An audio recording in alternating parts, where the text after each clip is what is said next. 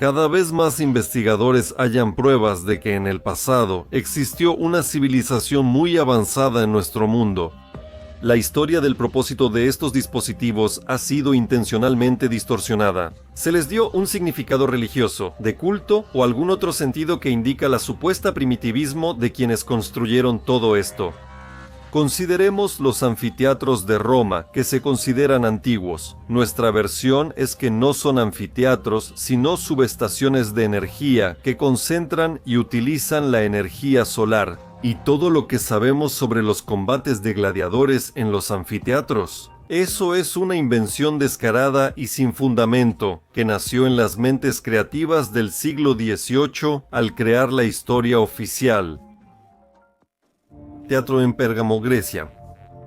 ¿Quién puede asegurar a los espectadores de las filas altas que escucharán y verán todo en el escenario? Esto no es un recinto cerrado con buen aislamiento acústico. Un poco de viento y el ruido de fondo pueden impedir que se escuche algo. Y disfrutar del espectáculo desde esa altura es prácticamente imposible. Es una construcción tonta desde el punto de vista escénico.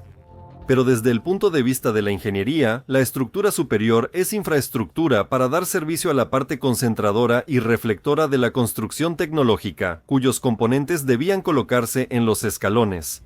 En la parte inferior, en esa estructura rectangular, se encontraba la parte receptora de la energía concentrada, y ahí mismo se utilizaba para llevar a cabo un proceso, posiblemente de fusión o de conversión a otro tipo de energía. Este es el camino por donde el material llegó al dispositivo tecnológico desde la cinta transportadora. La ubicación elevada de este complejo técnico se debía ya sea a la inclinación natural del terreno o bien para procesar lo que aquí mismo se extraía.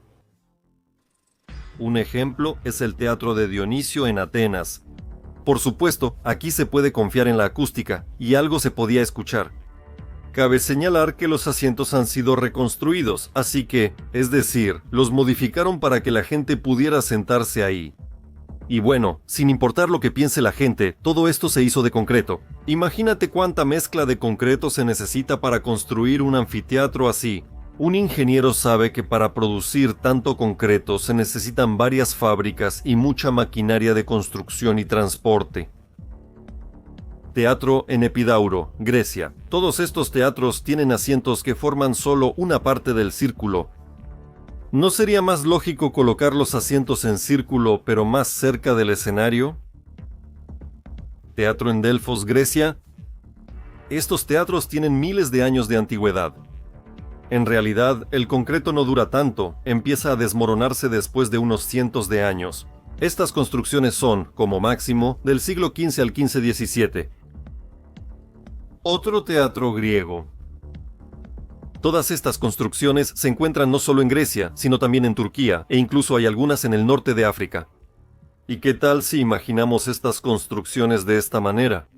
Aquí vemos el esquema de una planta solar. La luz del sol cae sobre las placas reflectoras, se enfoca en el receptor. El receptor tiene un intercambiador de calor y luego el líquido calentado se puede convertir en electricidad. Es decir, posiblemente eran calentadores solares que suministraban agua caliente a la ciudad. Actualmente existen análogos modernos que funcionan. Complejo Sol. Esta loca construcción de ingeniería está ubicada en el distrito de Parkinsky, en las estribaciones de Tian Shan, a unos 45 kilómetros de Tashkent, a una altitud de 1050 metros. El desarrollo de ingeniería de una estructura así cuesta una cantidad absurda de dinero y solo fue posible en la Unión Soviética. Pero su operación resulta prácticamente gratuita. El espejo parabólico principal, de 54 por 54 metros, forma un haz enfocado de 1.2 metros de diámetro. En el centro, detrás del panel de espejos, se encuentra la sala del centro de investigación, desde donde se observa el proceso de fundición de metales. Los heliostatos funcionan en modo automático, es decir, siguiendo al sol, distribuyen los flujos solares en el concentrador principal de tal manera que en el horno se genere la temperatura necesaria, desde 800 hasta 3000 grados. No parece coincidencia que el área de los anfiteatros sea similar a esta maravilla moderna, y con su ayuda no solo se puede calentar agua, sino también fundir metales y minerales.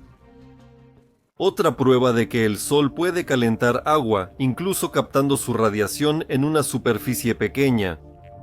La radiación solar con el Sol en el cenit sobre la Tierra se estima en 1350 vatios por metro cuadrado. Para obtener una potencia de 10 kilovatios es necesario recolectar la radiación solar de una superficie de solo 7.5 metros cuadrados. En la zona central, al mediodía, en verano, cada metro cuadrado orientado perpendicularmente a los rayos solares recibe un flujo de energía solar de aproximadamente 1 kilovatio. ¿Quién recuerda la leyenda de cómo Arquímedes quemó la flota romana que se preparaba para atacar Siracusa?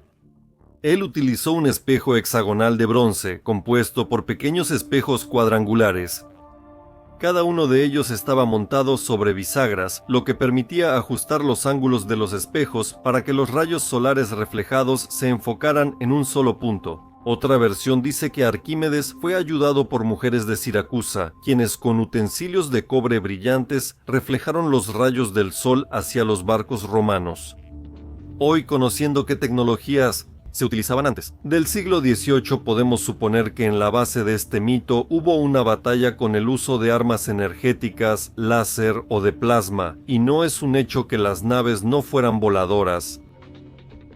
En cada anfiteatro debe haber una columna o una estructura con ese depósito o crisol que debe calentarse usando los espejos instalados en cada nivel. Pero hay un problema: el ángulo de incidencia solar es igual al de reflexión en los espejos. Cuando el sol cambia de posición se pierde el punto focal. Pero si consideramos que el enfoque no era en un punto, sino en un área determinada, entonces cuando el sol se movía, unos espejos funcionaban y luego otros. Para calentar agua es perfecto, no es necesario evaporarla, y esa distribución de los espejos reflejados dará precisamente el calentamiento del agua. Incluso posiblemente en el proceso de un flujo en movimiento desde el acueducto, es decir, no había ninguna necesidad de hacer espejos móviles.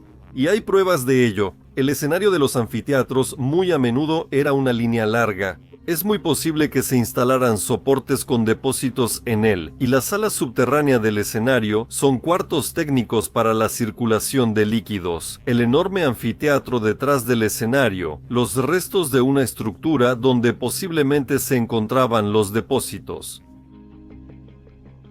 Muchos anfiteatros tienen esta construcción, un semicírculo como si fueran asientos, y detrás del escenario una pared vertical con arcos y ventanas de varios pisos. Aquí estaban los receptores de radiación y los lugares de calentamiento. Al observar el anfiteatro, un ingeniero entiende que la disposición semicircular de los escalones hacia el sur recoge la máxima cantidad de luz desde la mañana hasta la noche, es decir, los espectadores deben sentarse a cualquier hora del día bajo el máximo sol. Mientras tanto, los artistas dibujan los asientos que miran hacia el norte y agregan toldos que protegen del sol. En algunos anfiteatros, los restauradores tienen que armar los asientos con hierro y madera, ya que los escalones de concreto no están hechos para sentarse. Hay varias docenas de estos anfiteatros conocidos en Turquía, algunos están muy dañados, y en Europa y África hay más de 200 conocidos. Por supuesto, la gente tiende a confiar en la historia oficial y creemos en ella hasta que los ingenieros se involucran. Ellos empiezan a hacer preguntas incómodas, llevando todo al lenguaje de la tecnología, los números y los costos de producción. ¿Dónde suele estar el sol? En el cenit también se usaban anfiteatros circulares con la máxima eficiencia. Bueno, como aquí no hay escalones y no es posible agregarlos por lo empinado, además de que sería demasiado costoso, los historiadores, como suelen hacer, simplemente pasan por alto este anfiteatro. Lo evitan. El anfiteatro de Pula en Croacia. Presten atención, los asientos para sentarse en una construcción así están solo de un lado, aunque el edificio es redondo. Por los otros lados, parece que ni siquiera estaban planeados. No hay rastros de restos de destrucción. Por supuesto, no vamos a descartar que había también arenas y escenarios para llevar a cabo combates de gladiadores y otros espectáculos, como este anfiteatro. Numerosas pruebas sugieren que la mayoría de los anfiteatros en estas latitudes eran estaciones térmicas para calentar agua y fundir metales. Es posible que estos objetos se usaran antes de la catástrofe para su propósito tecnológico y después del colapso de la civilización anterior se reinterpretaron en la historia como construcciones industriales. Los espectáculos surgieron cuando se olvidó el sentido original y la tecnología se perdió a propósito. Ahora, simplemente veamos estas construcciones increíblemente costosas y tecnológicas desde otro punto de vista.